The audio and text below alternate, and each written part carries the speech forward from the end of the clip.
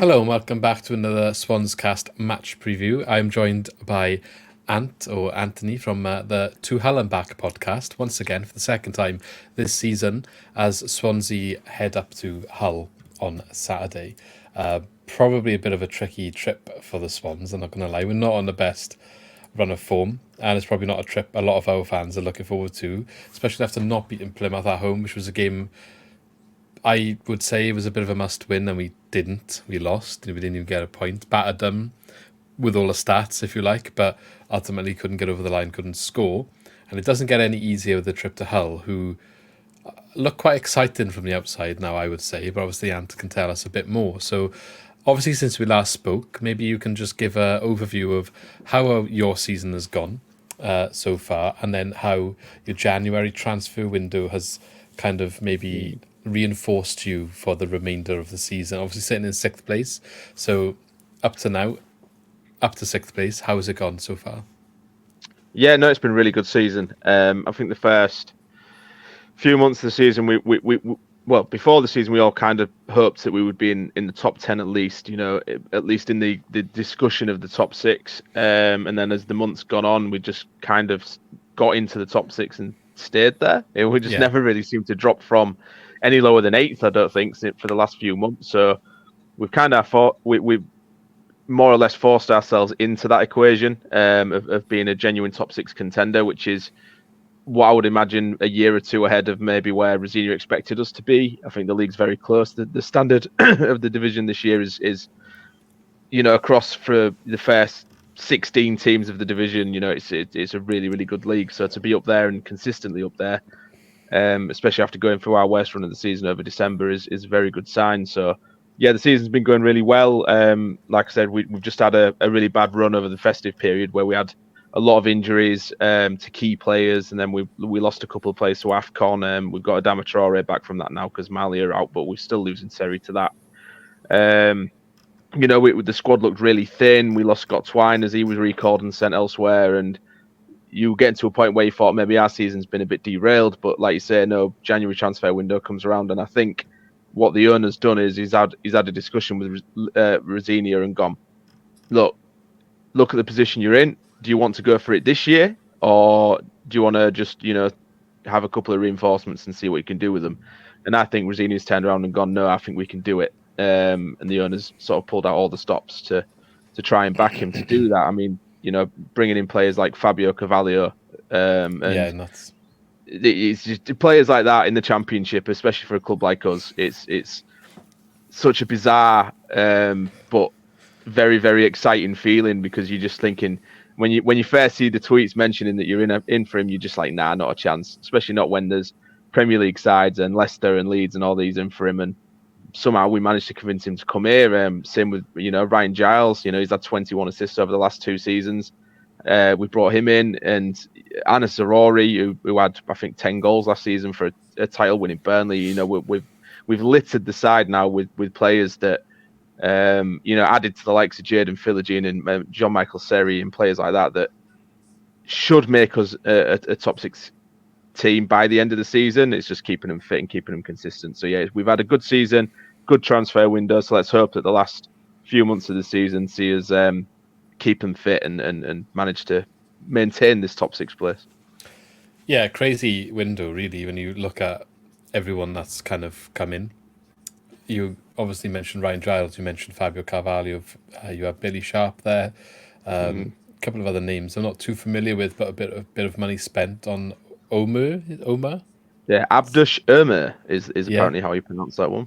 Okay, so I mean 2.5 million for an attacking midfielder. You'd expect to see him do something, I'd imagine, feature in the squad. I brought another goalkeeper in for 2 million.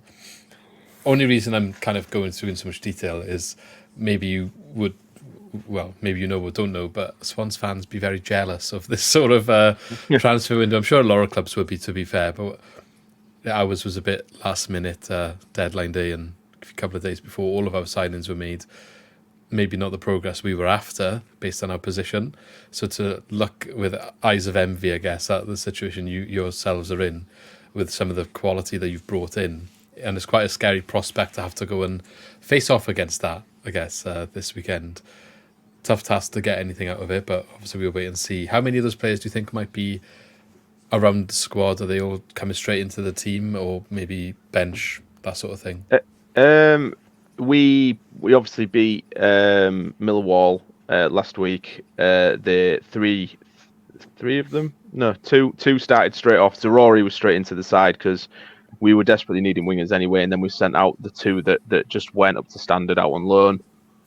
So we've brought him in, and he's been playing for Burnley this season. Like, he came on against Man City in his last game, so he was straight in. Ryan Giles was straight in because we didn't really have any fit left backs other than Matty Jacob, who's kind of just been thrust into the first team from a sort of a youth standing. Done very well, to be fair, but definitely probably, whether or not you can trust that standard to be consistent from now to the end of the season with a player who's only just made his debut is quite tough. So he's brought in Ryan Giles, so he was straight in. Giles Zarori. Irma was on the bench. Panda was on the bench. I'm trying to think. Billy Sharp has played bits and bats. He's 38 now, so he's not really a starter. He's not the Billy Sharp of old. I mean, he's still the Championship's all-time goal scorer. So, he's a valid option to have to come on for the last 10, 15 minutes if you're trying to grab a goal. Yeah. But yeah, it's David Hayo as well, a striker that I didn't know anything about. He's a young Dutch under-21 striker. He's a big guy. Apparently got a bit of a monster of a left foot. He came on towards the end and looked sharp and looked fast. So yeah, I think most of them will be in and around the squad because we were pretty thin anyways. We needed a transfer window where we brought in a few players. Cavallier's pretty much probably the first name on the team sheet, as is Jaden Philogene. That attacking trio of Philogene, Rory, and Cavalier was an absolute joy to behold. I mean, we've not seen players at that standard since the Premier League days. I mean, that first 30 minutes of the game, I think, was probably some of the silkiest football I've ever seen us play before we started to fade a bit towards the end, because I don't think they're all fully match fit yet. But they get in there, and that's the exciting thing. So, yeah, I think most of them will be involved, if not all of them, at least on the bench, probably as a minimum. Yeah. You mentioned Philogene, obviously one of the big summer signings that you made, and the fact that you're bored of perhaps back manager to go for it this season in January with the push you've made there. How does that reflect then in the finances? There's been a lot of talk recently about FFP, especially in the Premier League. A lot of teams perhaps being scared to spend money because it seems like there's a bit of a clampdown happening with certain teams under a bit of scrutiny and points deductions. And you're seeing, I think, January transfer window on the whole, and maybe Swans fans listening, there's a bit of a perspective to understand. A lot of clubs didn't seem to spend that much across the country, really. It was one of the lowest, if not the lowest, for quite some time in terms of spend. So how do you think that looks going forward? Say it doesn't pay off. Is that a concern for you in the next few seasons thereafter? It is and it isn't. I mean, if you looked on our hashtag when the accounts were released, there was a lot of people maybe going overboard in one reaction, where it's like, that's a lot of losses. I mean, this is last season's finances as well. It's not this season's. Yeah. And last season with it was understandable. I mean, the only, one of the very few positives you can take from the previous owners, the Alams, is that they always kept us in very, very safe financial standing. We sold obviously Jared Bowen for 25 mil a couple of seasons ago as well, and then that kept us afloat throughout COVID. And then we've brought in some really good youth players that have got really big sell-on value, like Jacob Greaves, players like that. Keane Lewis Potter went obviously to Brentford last season as well, so that added into it. But he left us in a really good position where we had a lot of wiggle room, and we needed to really upgrade the squad to match the ambition of the owners. We signed like 20 odd players in last summer. Bigger salaries, players like John Michael Seri, Benjamin Tete, Oscar Estepinian, these players that came from abroad, were on bigger wages, were meant to take us to this kind of position almost instantaneously. But as you know, with the Championship, it doesn't quite work out. It was a Hail Mary, I think, from the owner, and it was a learning curve for him and for us. Whereas he's now realised that you can't sort of just buy a Championship team and play Ultimate Team in that sense. If there's any FIFA players listening, they'll know exactly what I mean. So last season was a very expensive year, but the good thing about this owner is he's surrounded by really smart people. Tan Kessler, our co-chair, is very, very very smart guy. He's constantly in dialogue with the fans, updating them. We have every single transfer checked and ratified by the EFL before we make it, to make sure that we're not breaching any FFP or anything like that. And people they look at all the players that are coming in, but they don't actually look at the players that have gone out. I mean, we've loaned out a lot of players this season that are having their full wages paid and have had loan fees paid. We've got club record amounts of sponsorship coming in. This is the good thing about this owner, is that he's very, very good with networking. Like the amount of sponsorships that we've got for this season, merchandising, the retro Kappa gear, the food, the concourse, increased revenue because we've got 20k fans back on match days again. There's a lot of money coming into the club, so it gives us a bit more wiggle room in that sense. We did turn down a couple of extra signings on deadline day because we couldn't quite afford them. I think Callum Chambers was mentioned and Chris Willock from QPR, so it could have been an even better window, but they couldn't do it because of the money. So it does sound like they know what they're doing, they know where we stand. Send them to us instead. I mean, Chris Willock's out of contract in summer, so he might be one to we try were and linked, gamble. but if you're going in, I can't really see a competition much at the moment.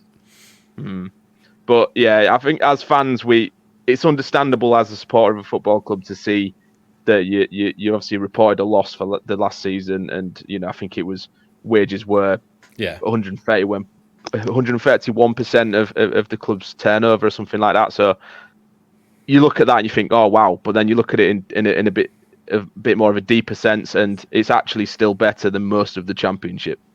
So we had like a mad season, and it's still pretty good. So I think this year will be a lot better, a lot of more money coming in.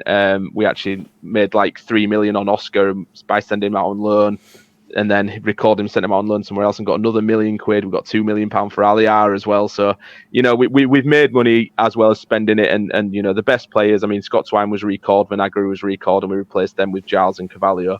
So it's like, it's not as big a window as you think it would be, because we actually lost some players that we got in from the summer as well. So yeah, it's from the outside, it's a bit chaotic, but from the to be fair, it's chaotic from us as well, but happy chaotic. So yeah, I think we're safe.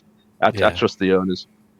I think it's just context important, isn't it? You see the headlines, it looks all doom and gloom, but there's a lot more going on behind the scenes when you actually dig into it. It's the same when our accounts are released. There's a lot being said, and you get the narrative of owners taking money out of the club, but that's not actually that easy to do, I think. And when you actually look at the accounts and stuff, it all is there to see what is happening, and if there's any foul play, and foul play is generally caught up on as well, isn't it, with the leaks and stuff like that. But anyway, let's get back to the football. So Swansea heading up this weekend. Will we see a similar style of play to what we saw earlier in the season?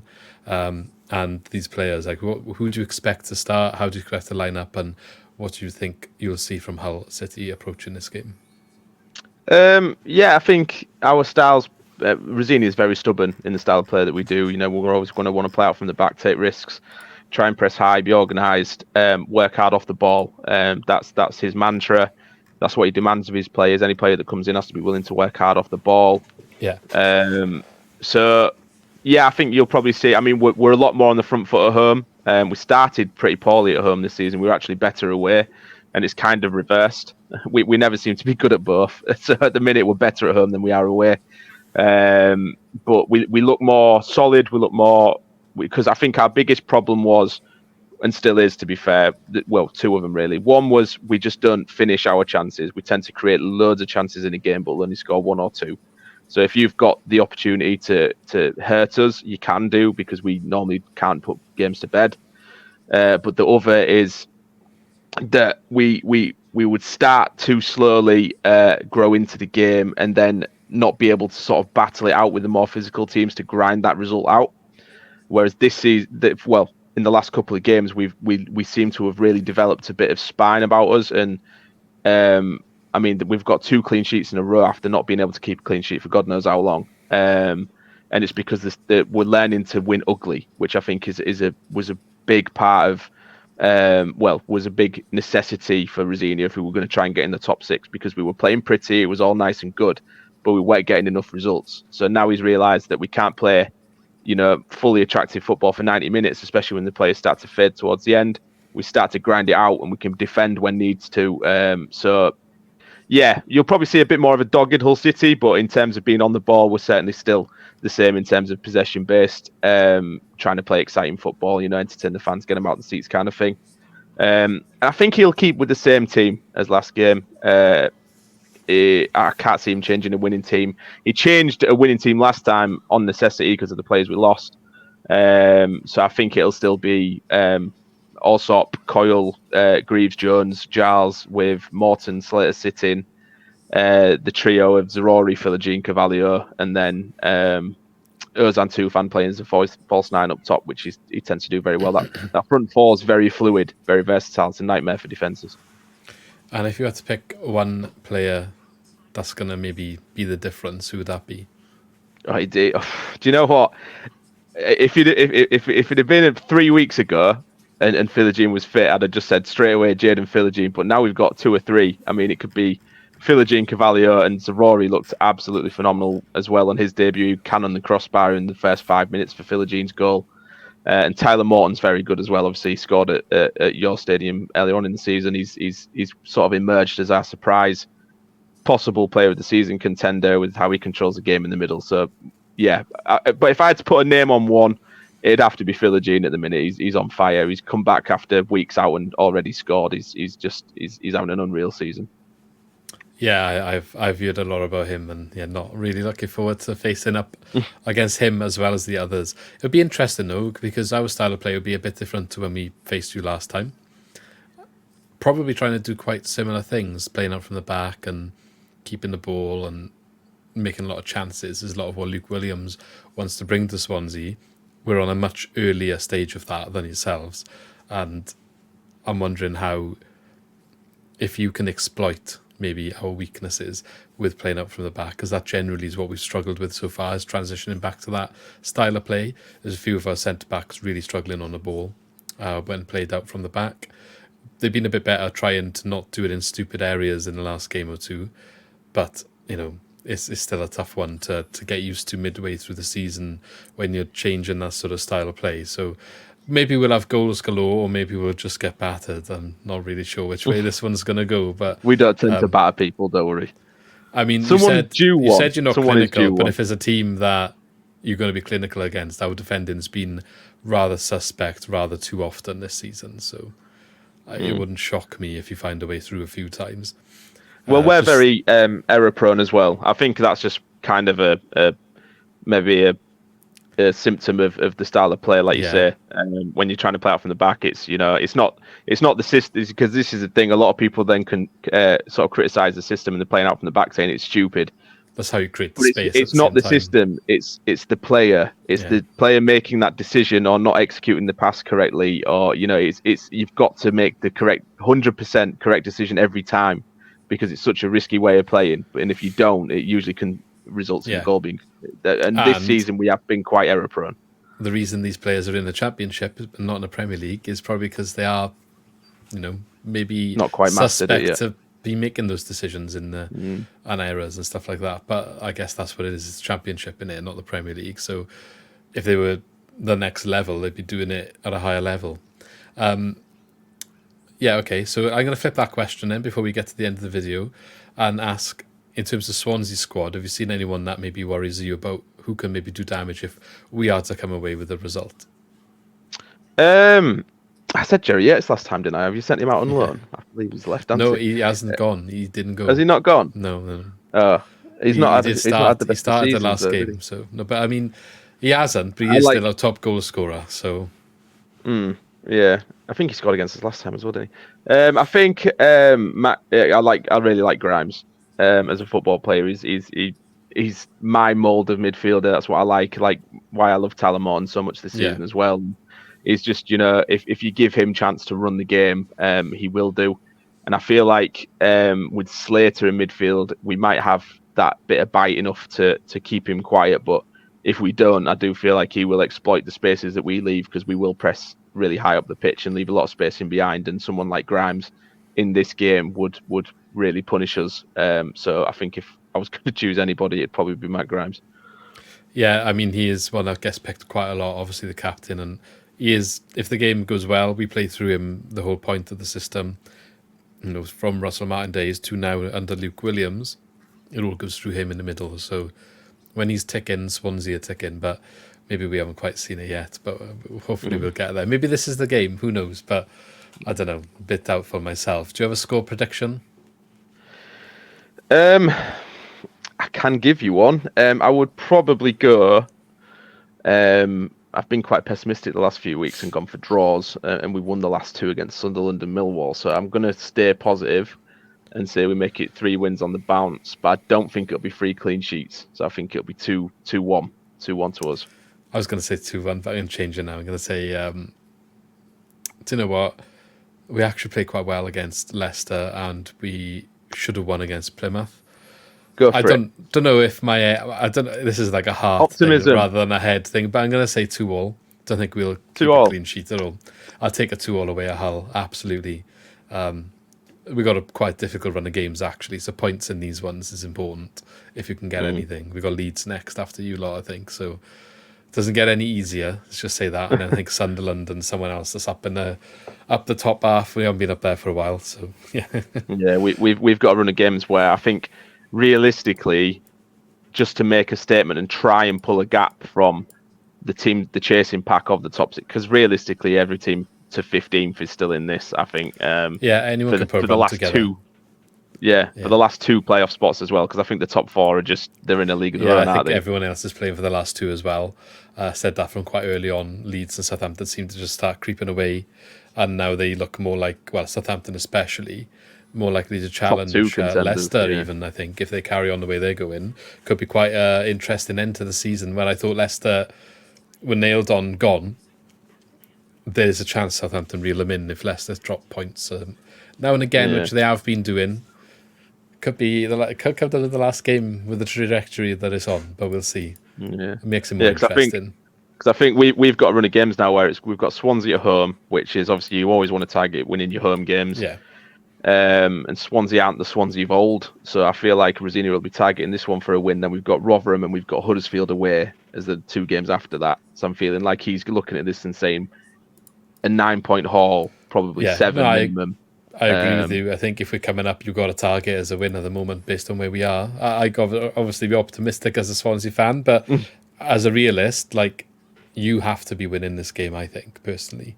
If we come away with a point, that's a positive result for us, Maybe I don't think it'd be too disheartening for us to come away with a point against. I think, obviously, in the grand scheme of things, you'd be disappointed, obviously, with the back of 2 wins. But I think coming away with a point against Swansea wouldn't be the end of the world, especially if it was an entertaining 2-2. As long as it's not a 0-0, that'll be all right. Yeah, we're just in the middle of a transition. So if we are to play against each other next season, maybe it'll be a little bit more different. But we'll see.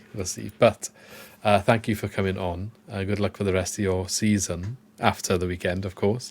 And if you do have playoff challenge at the end, enjoy it. And good luck. Hopefully you get to Wembley if that is the case and that's where you finish. But I know I don't want to jinx you, and it's still a long way to go for that. But I do believe you've got a good squad to kind of challenge there.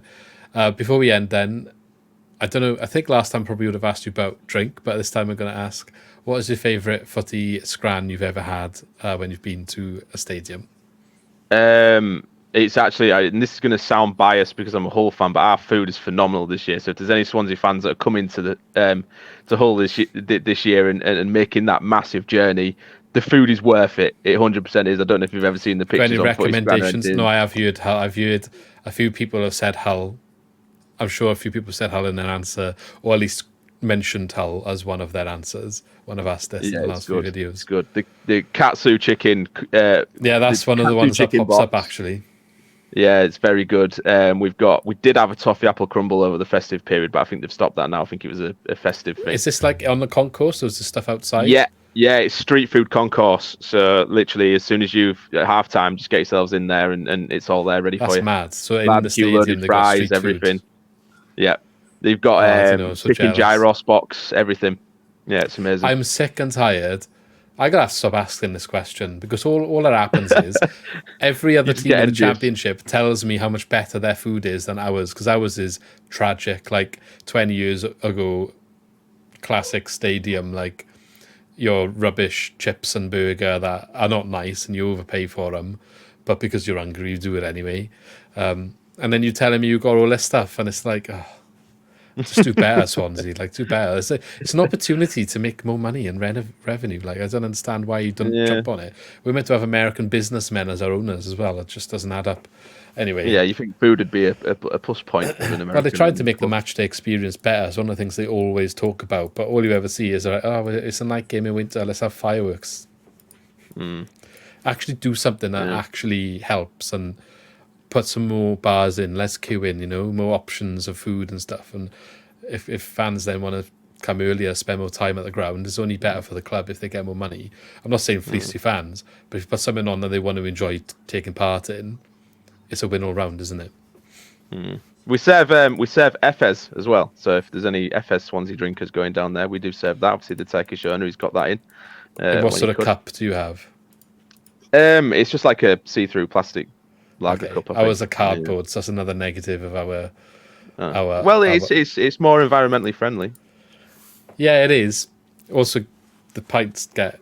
Well, I'm alright with cider. To be fair, it's not so bad for me. But some of the boys have pints, and you get hell of a head on there. Like, it's like an ice cream, because I don't know why pouring it into a cardboard pint cup. There'll be some scientific reason. Yeah, and they say environmentally friendly, but I've seen other clubs, like we went to Plymouth, they got plastic cups that they reuse, basically. So they just reusable plastic cups. They got like the Plymouth logo on it. So when you finish, I think you can take it back and maybe you can get a discount off your next one if you wanted to.